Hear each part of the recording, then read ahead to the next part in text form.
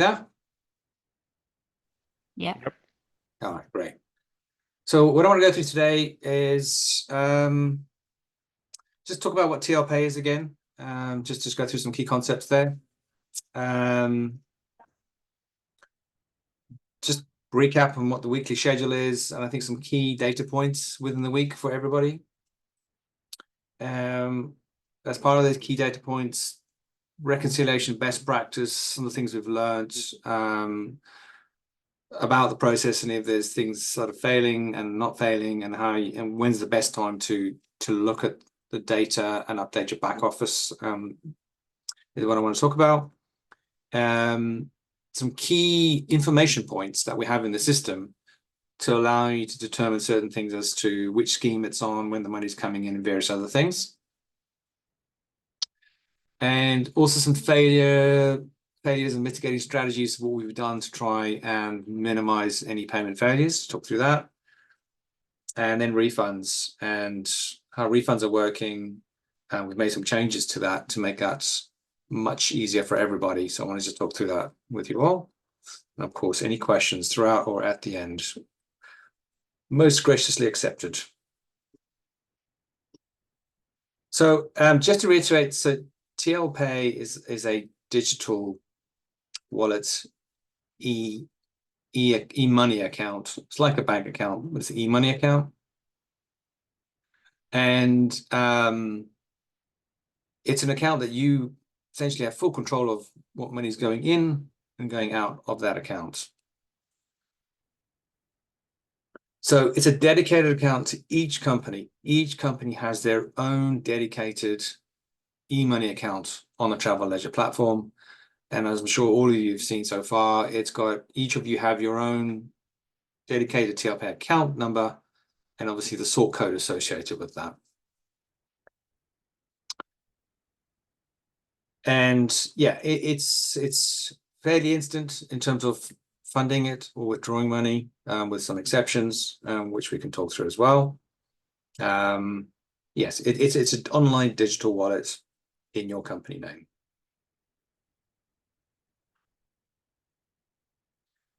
So I just wanted to talk through some key points of reference within the TLPay account view. I've got some screenshots to go through.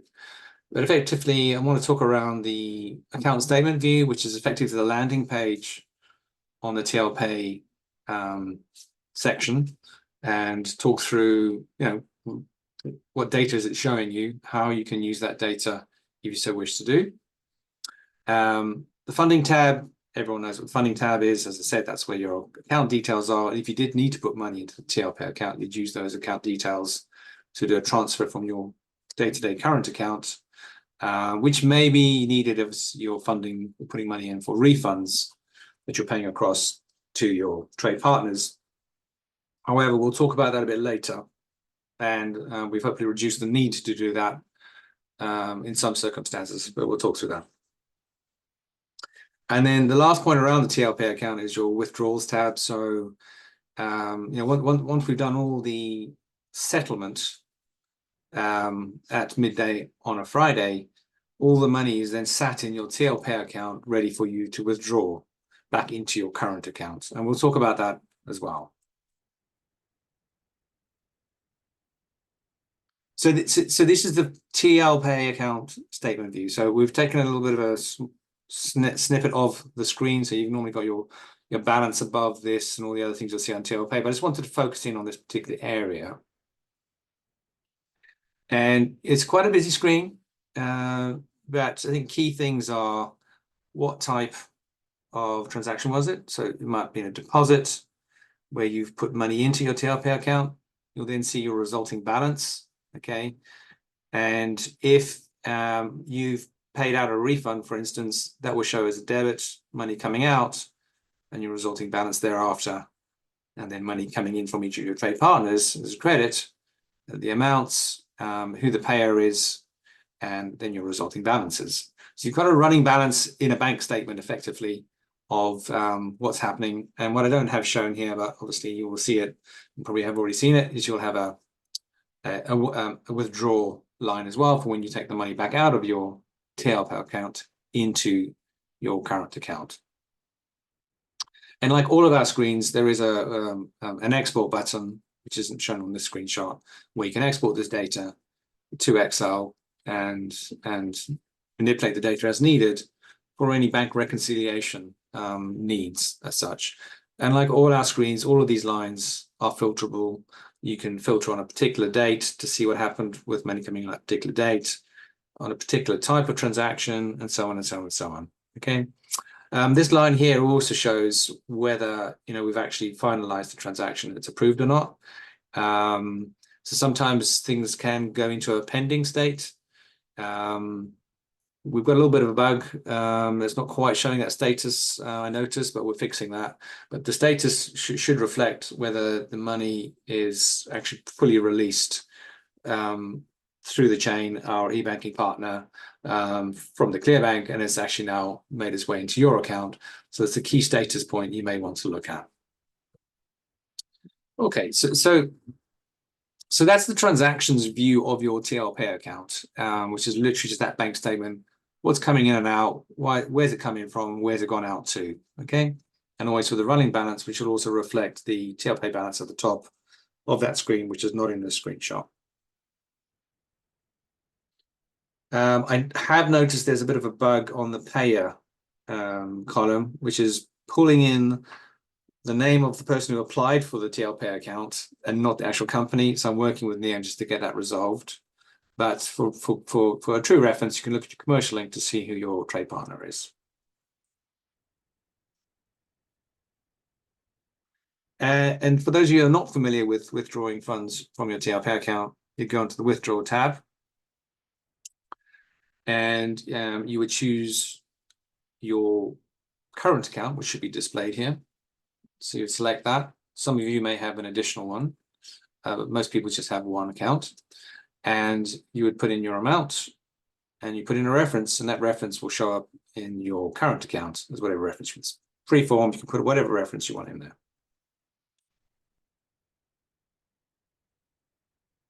Okay, and most of the withdrawals fall under FastPay. So if it's $1 million or less, it'll go via FastPay, and it should show up within your current account within an hour. I am aware that we have a limitation of 1 million, and we are fixing that to allow a withdrawal above 1 million in one go.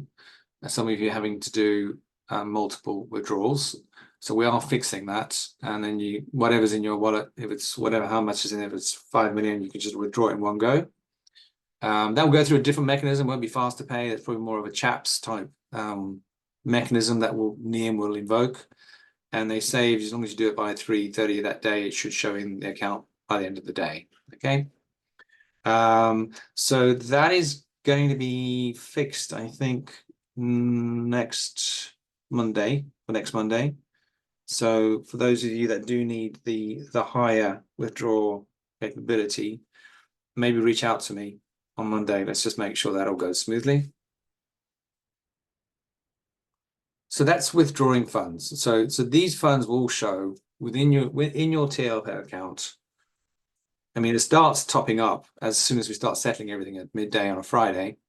And until we complete that, so that account will just keep going up until we've actually completed and processed everything, which takes about 45 minutes at the moment. It could take longer in future, depending on how much it's processing.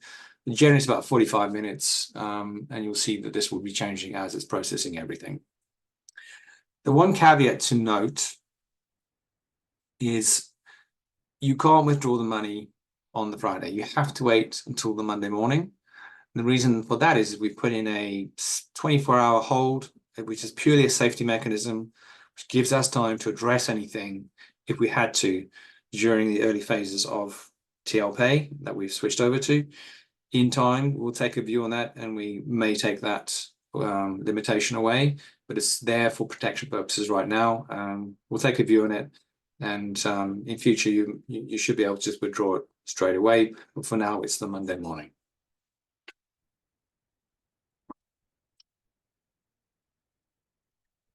So it's just the standard cycle that you're all aware of, but I think there's some key things to highlight. So obviously you can load your transactions as you do each week. You can load the transactions any day you like, as long as you observe the correct due date, it'll put it into the correct cycle.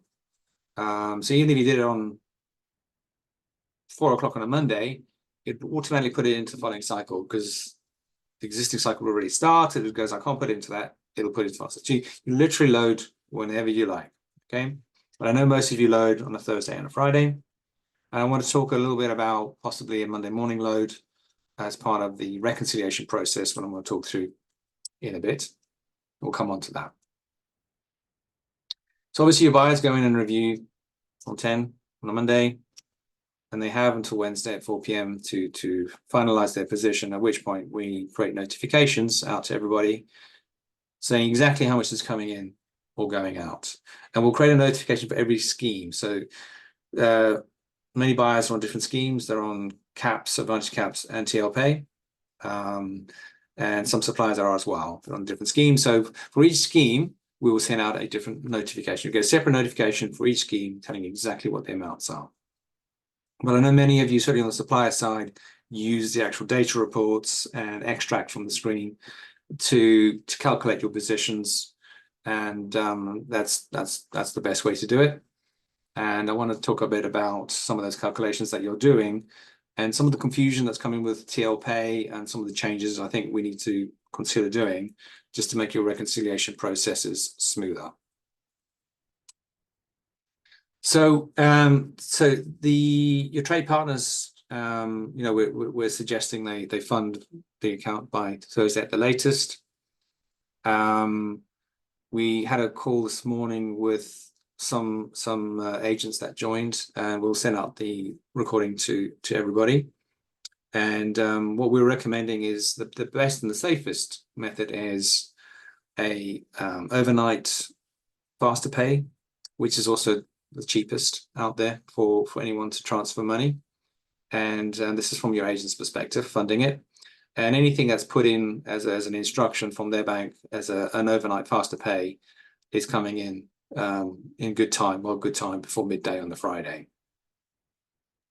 If they have failed to fund, then they do have the option on Friday morning to go in and do a same day faster pay, which is instant transfer. It's slightly more expensive, but they have that opportunity. What I've noticed is looking at the data and the patterns that agents, certainly the smaller agencies, they tend to go in maybe on the Monday, process their transactions, and they go, right, that's my position. I need to put my money in. I'm going to do my money transfer into TL Pay at the exact same time because that's what my focus is. And what we've noticed, because they don't have the full notification on the Wednesday, which is calculated the exact position, sometimes they're getting confused as to how much they're putting into their TL Pay account. They're either overfunding it or underfunding that. And so we're saying please use your notification as the final point of truth. However, we're also giving them mechanisms and showing them how to use the data on the grids to calculate exactly what their position is. And that's an education process that we're going through with everybody, and we'll take some time to further educate. But as I said, we'll send out those slides and the recording. Hopefully it gets consumed, and we'll have repeat webinars just to train up as needed. And the other thing, just to let you know, what we're doing is we're building a dashboard view to address this concern. So in the not too distant future, when anybody logs in, at the moment you land on that bookings page, you'll land on a dashboard page, which will give you key indicators of what you got to pay this week. If you're a supplier, who are your key partners, what's the outstanding balance if that's not actually being actioned yet and still sitting as matched, how much has it been accepted, rejected. So we'll have some really key data points for you on a dashboard. So that's coming soon. So jumping back to the Thursday, so that's the real key point that everybody should have funded their account by, but some of it does come in same day faster payments on the Friday morning. And then we start processing at midday. And we hope the money's there. But if it's not, we've got a mechanism, which I'm going to talk through, and what we're doing to address money that's coming in late. And as I said, thereafter, you will withdraw your money to your current account Monday morning. I think it's earlier than 1 o'clock. You can do it first thing Monday morning. you can withdraw that to your current account.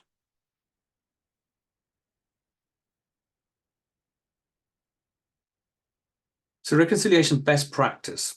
So having spoken to a number of suppliers, I've seen a number of things not working as best they could. And I wanted to talk about what I consider to be fundamental reconciliation points during the cycle.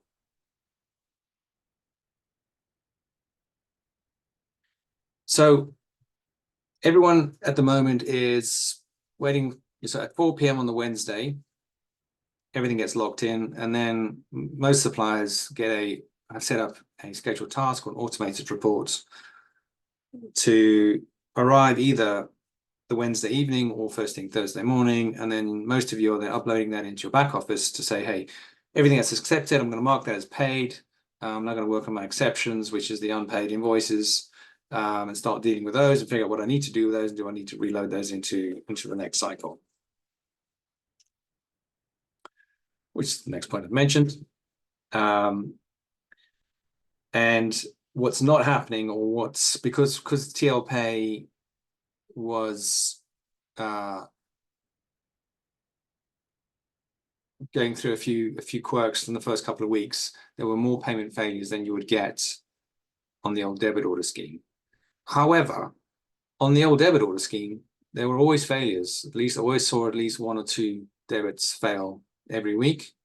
And that didn't impact everybody, but some suppliers were definitely impacted. And so if you get an actual payment failure, well, you got this issue, well, I've already gone and marked everything in my back office as paid. Am I actually checking for these payment failures? And I think there's possibly a reconciliation some suppliers may need to do to go back and look at any payment failures from debits historically, and making sure you're recognizing that they've failed and then reloading them into the cycle for the next week to collect again effectively.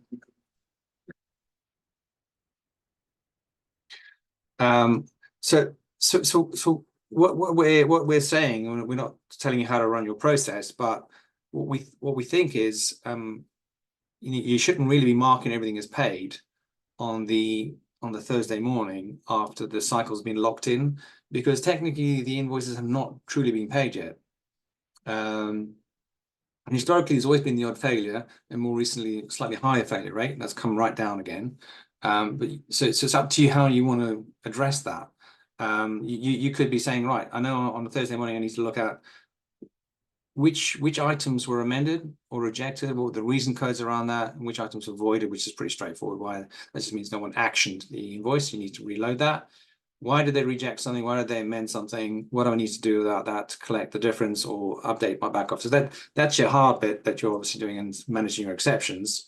But all the ones that were actually accepted, if you're marking those as paid in your back office, you need to just recognize that those items you marked as paid could fail, 1 or 2 of them. And therefore you have to have a catchment process to deal with that. You have to possibly go back into your back office, mark it as unpaid again, reload that into TL Pay so it goes and collects it again. And so with those points in mind, if I just quickly shoot back to the previous slide. So as I said, everything locks in here.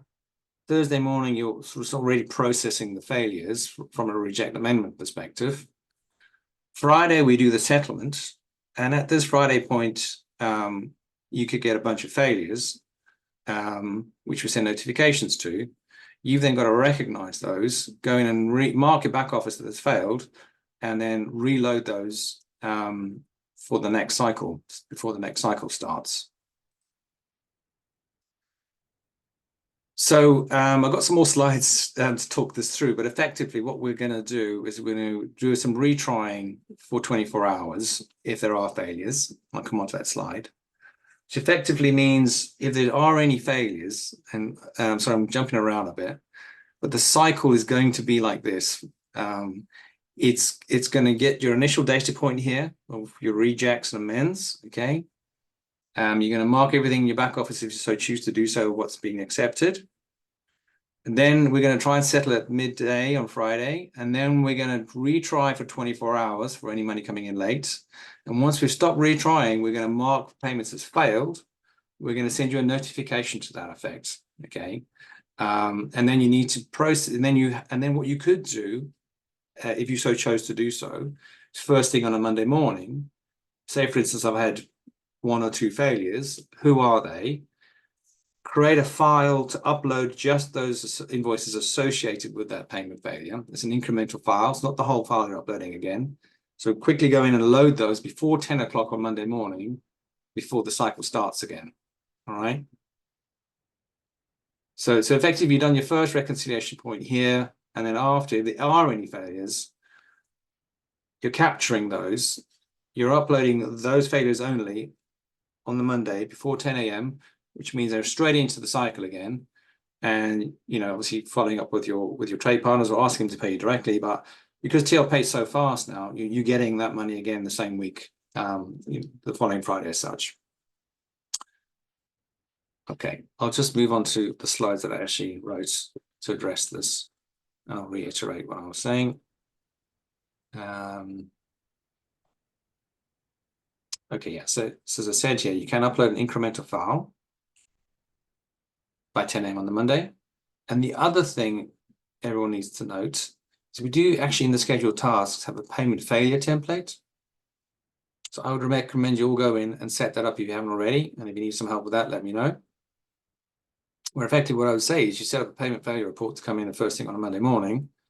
And they'll tell you, because sometimes the alerts are a little bit confusing that we send via email, which we're trying to fix that, make that better. You can literally get a file that says these are all the things that failed, these are all the booking references, first thing Monday morning, and use that to do some reconciliation and re-upload if you so need to. So questions come in, I will address that. So what's the question? So Alison's asked, we use the text file that we received on the Thursday, which is imported into our system to reconcile. Would there be any plans to resend a new test file once the full file? Yeah, okay. So yeah, Alison, I said you can actually set up multiple reports yourself. Okay, the scheduled task allows you to send that data every single day, or just maybe on a Thursday and a Friday, or Thursday and a Monday. So we can have a call after this, and I can show you how to set up scheduled tasks to send you the data multiple times. Okay, and there's also this failure report, which I've just mentioned as well, which hopefully addresses that question. Okay. Thanks, Simon. You're welcome. Moving on to the next slide. Right, so the next thing I wanted to talk through is key data points within that bookings tab grid, which allow you to see whether money is coming in via TL Pay, what's coming in via the BACS payment direct debit scheme straight into your current account. So if suppliers are both on CAPS and TL Pay, you get your money coming in different through different payment rails, as we call them. And also, because we've also got a few, what about 40 agencies that are still not cut over, which we're working with. One of the biggest agencies, or the two biggest agencies in that territory, is one is the Advantage AMS managed Advantage branches. And that's because there's a different mechanism we're developing for them. So we're just putting that live in a couple of weeks. AMS should be coming over soon.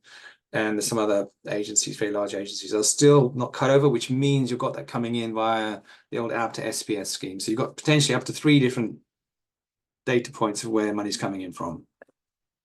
And that's caused some confusion. So I just want to talk about how you can actually see data that helps you understand what that is. So we've got the PE column, processing entity column, actually.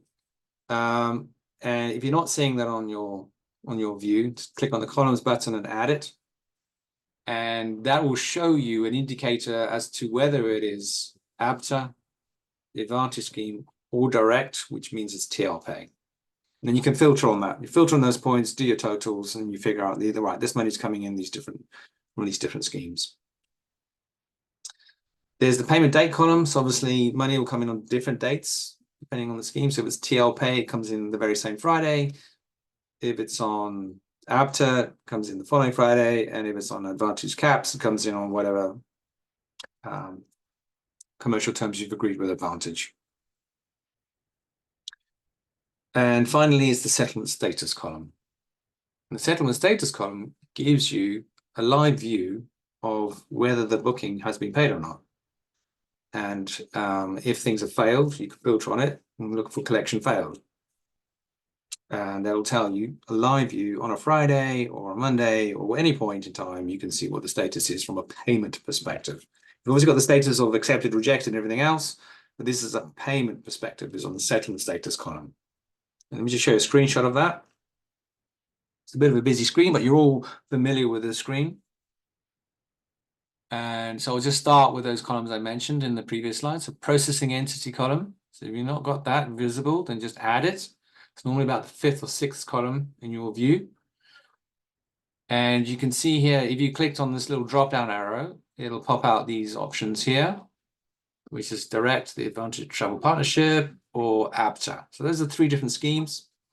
And you'll see each invoice line has the associated descriptor against it. So you could technically filter on direct, then have a look at the amount that's a totaling to, and that's an indication of what you would be expecting to come into your TLP account.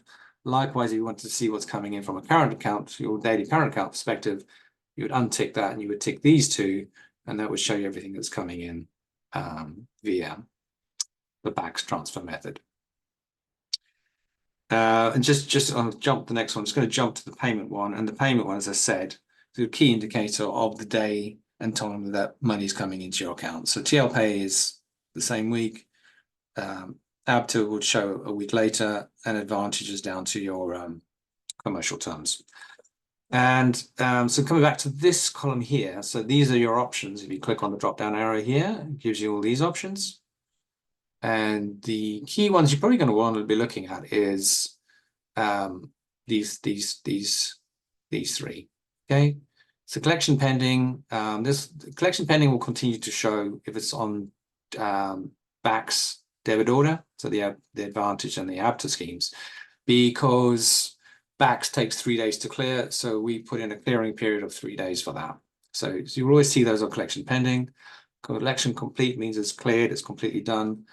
Collection failed is the important one. So you're seeing a collection fail from once we've done the settlement cycle, and that's showing collection failed, you can filter on those to see which are the invoices that have failed when we push through the payment instructions, and it's either failed on TLPay, which you'll see a lot quicker, or it could be a debit order that's failed, which you'd see 3 days later. So there's a data point you can filter on, in addition to the notification we send you, and also that additional failure report, which I suggest you set up. Right, so you've got lots of different data points here, and I'm just giving you the information so that you bake this into your processes and you choose whichever way is best for you.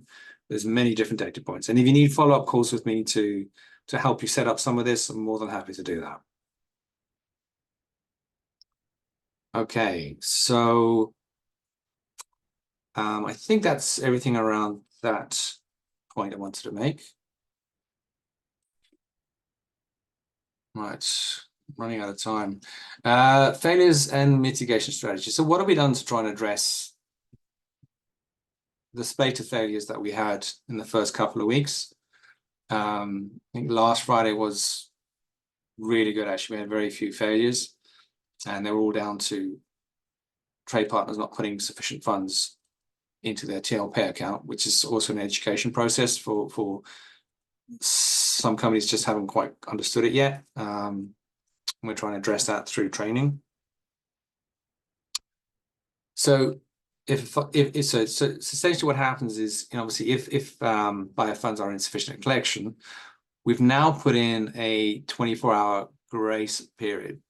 What that means is if the funds didn't quite arrive into the TLPay account at 12, right, which previously would then just fail the transaction, if that money comes in either through the bank taking longer to move it across, or your trade partners forgot to put the money in and go, oh my God, quickly put the money in. Provided it comes in within the 24 hours, we will then retry and process the invoices and the bookings that you are expecting payment on. And that has significantly reduced issues once we put this live last week. Please note, however, for efficiency purposes and not to set a bad precedent out there, which we don't want people abusing this grace period will reduce to 4 hours once we feel everyone's comfortable with the process.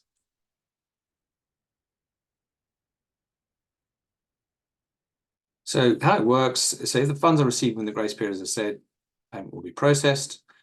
If the funds have not been received after the grace period, they will be marked as failed and you will receive an alert. At this point in time, that is 6 a.m. on a Monday morning. So a number of you would have received notifications this Monday for those trade partners that didn't have enough funds in their TLP account. That should be backed up with the failure report I'm suggesting you set up. And also you could have gone into the TLP grid and looked at the collection state, the status, settlement status, and looked at which ones have failed. So those are all the different data points that you'll have to know if anything's failed. Same applies to debit orders, and it has historically. So you've always got to make sure you cross-check. It's a double secondary reconciliation point that you don't have any actual payment failures. So yeah, so we are also developing a reminder. So if we see a TLP account doesn't have sufficient funds at time of settlement, we're going to send an alert to your trade partner and yourselves, so both parties are aware, insufficient funds. Go in and do a same day faster pay right now, and we'll be able to manage to process it. The failure report I keep mentioning, so I mentioned it again. So that's that slide. So refunds. Now refunds was, and I suspect this would be the case, and turned out to be the case, confused everybody. Because I think what everyone's doing is saying, well, my net position is I got this money coming in, so I don't need to put money in to pay out refunds, all right? And the way TLPay works, it's just like a bank, so it'll just whatever it comes at it first, it'll process. And sometimes it'll try and process a refund first, but there wasn't enough money in the account, and therefore failed to pay it out. So actually the retry mechanism that we did to solve the issue with money not coming in on time has actually solved this as well. So let's talk through that.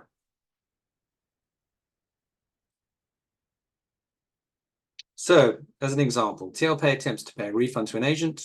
However, there's not sufficient funds in your TLPay account. And Alison, this addresses your point as well. And we can talk through that separately. Then it'll go, right, TLPay then waits for funds to come in from other agents' payments. And then it goes, and then it'll retry to pay the refund. If there's any of their sufficient funds, it will pay it. And it'll keep doing that. And eventually everything balances out. Yeah, so whoever's owing or doesn't have sufficient funds in whichever side of the TLPay account, because it keeps retrying, it'll keep trying, it balances out, and then eventually everything gets paid. And it keeps retrying during this grace period of 24 hours, which will reduce to 4 hours at some point. So this means that technically you don't actually have to put the refund amount into your TLPay account to cover your refunds. However, there are a number of some scenarios where that will fail if you take that strategy.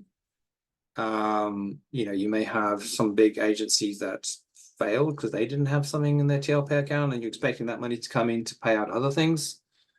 So we recommend, and this is an initial statement, and I think we need to see how this goes, but we recommend you limit this position to 10% of total funds coming in. You with me? So could be higher than or less than that, but if you get paying out refunds and it's higher than 10% of what you expect to come in, I would say you take some caution, possibly fund your TLPay account. So I think time will tell, but this mechanism has worked really well last Friday. I was really pleased with the way it worked. It addressed a lot of issues, and we had very few failures, and the failures that did happen were literally because the agent either didn't realize, forgot, or whatever it was, did not put the money in their TLPay account, which we'll address with that notification, which will hopefully help and further education to absolutely minimize that. We processed, I think it was about 1,400 payment instructions last Friday, of which I think we had 7 agents that didn't pay. So it's a pretty good outcome. But any failure is not a good outcome, because it means you've got to then chase up and you haven't got your money. Okay, thank you. That's it. That's me. That's my spiel. So happy to take questions verbally, chat, or follow up with you afterwards, whatever you feel comfortable with.